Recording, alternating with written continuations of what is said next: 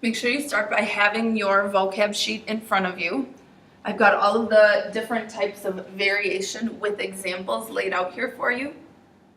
So the first type of variation we're going to take a look at is direct variation. An example of that you should be familiar with is sales tax. So if you take your subtotal, however much you're buying, you multiply it by the sales tax, that gives you your total bill.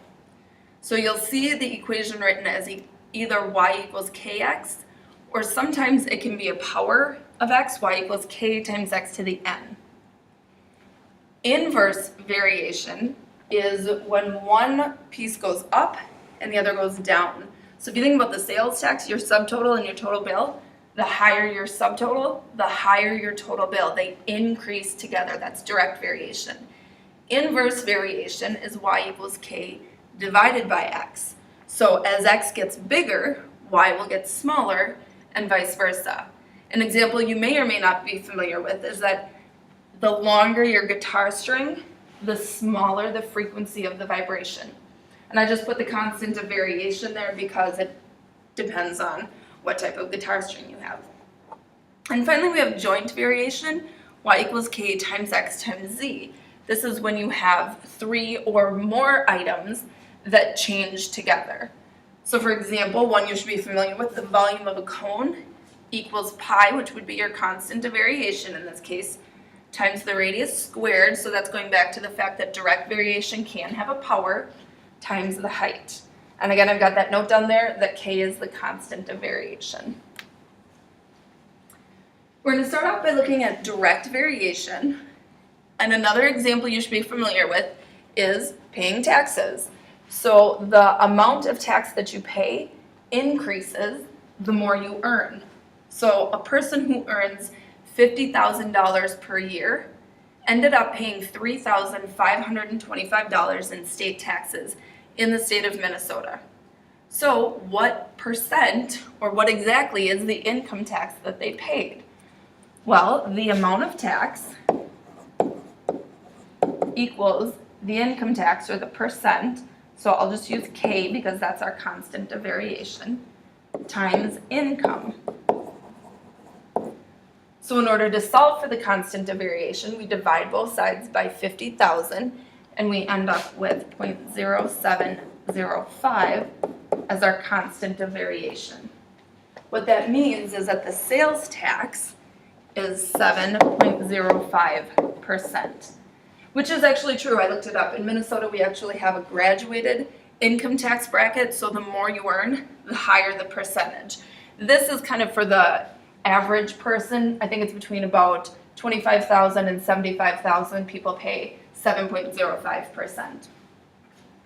Now, in order to write the equation, which I didn't ask for on this one, but I will on all of the others, it would be, for example, tax equals that constant of variation times income.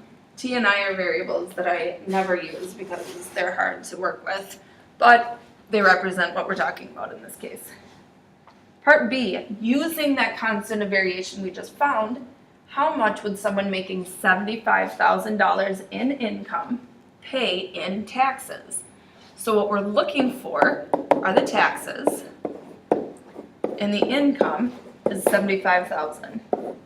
So when you multiply those together, the tax would be $5,287.50.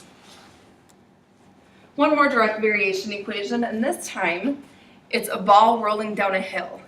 So if you think about a hill, the longer the ball is rolling, the faster it's moving. So the distance a ball rolls down a hill is directly proportional to the square of the time that it rolls.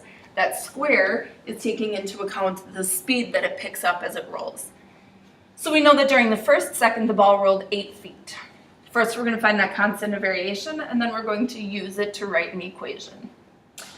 So looking at the first sentence, the distance a ball rolls down a hill is, this is the key word, means equals, is directly proportional. Of course, this tells you which equation you're using, to the square of the time. So what that means is we have time squared, and we got to have that constant of variation in the equation as well. Now we can substitute the information we have. During the first second, the ball rolls 8 feet. So substitute your second for time and feet for distance. Well, 1 squared is 1, 1 times k is k, so our constant of variation is 8. So to write the equation, distance equals 8 times time squared. So I take this generic equation that I had set up here, and I just substitute that constant of variation in. How long did it take the ball to roll 70 feet? Well, 70 feet is distance, so we're going to substitute 70 for d, and we're going to solve for t. Dividing both sides by 8. Now I know a lot of you are calculator happy and would punch this into your calculator right now, but if you wait until the end, you're going to get the least amount of rounding error. So I want you to get used to doing that. To solve for t, we're going to take the square root.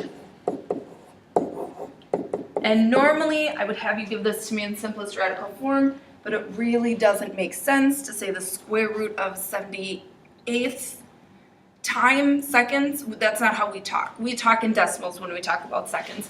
So you can go ahead and punch this into your calculator now.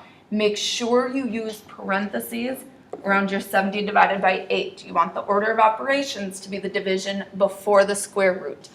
And I got about 2.958 seconds for my time, approximately equal to my time.